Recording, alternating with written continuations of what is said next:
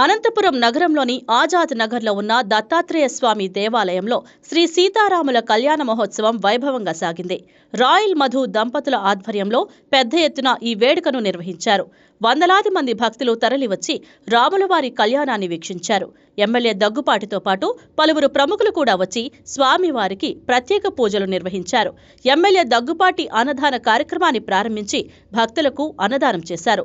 ఈ సందర్భంగా రాయల్ మధు మాట్లాడుతూ ప్రతి ఏటా ఇక్కడ రాములవారి కళ్యాణం నిర్వహించడం ఆనవాయితీగా వస్తోందన్నారు.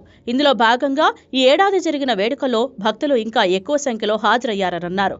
ముఖ్యమంత్రి చంద్రబాబు పాలనలో రాష్ట్రం సుభిక్షంగా ఉందన్నారు.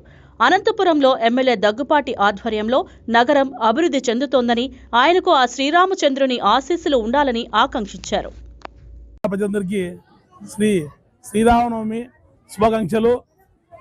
ఆజాద్ నగర్ నల్గొండ డివిజన్లో వెలిసినటువంటి దత్తాత్రేయ స్వామి దేవాలయం నందు ప్రతి సంవత్సరం అంగరంగ వైభవంగా జరిగే శ్రీ సీతారాముల కళ్యాణ మహోత్సవం ఈ సంవత్సరం కూడా బాగా అద్భుతంగా జరిగింది. భక్తాదులు కూడా ఈసారి చాలా ఎక్కువ మంది వచ్చారు. అందరూ వచ్చి స్వామివారి ప్రసాదాలు స్వీకరించి స్వామివారి కృపకి పాత్రలు అయ్యారు. భవిష్యత్తులో రాష్ట్రం దశ దిశల అభివృద్ధి చెందుతా ఉంది.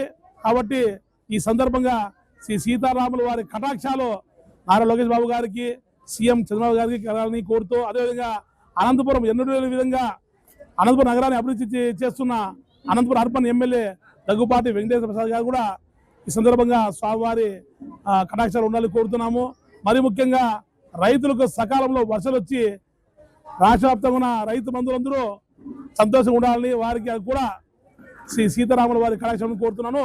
జై శ్రీరామ్, జై శ్రీరామ్, జై శ్రీరామ్, జై శ్రీరామ్.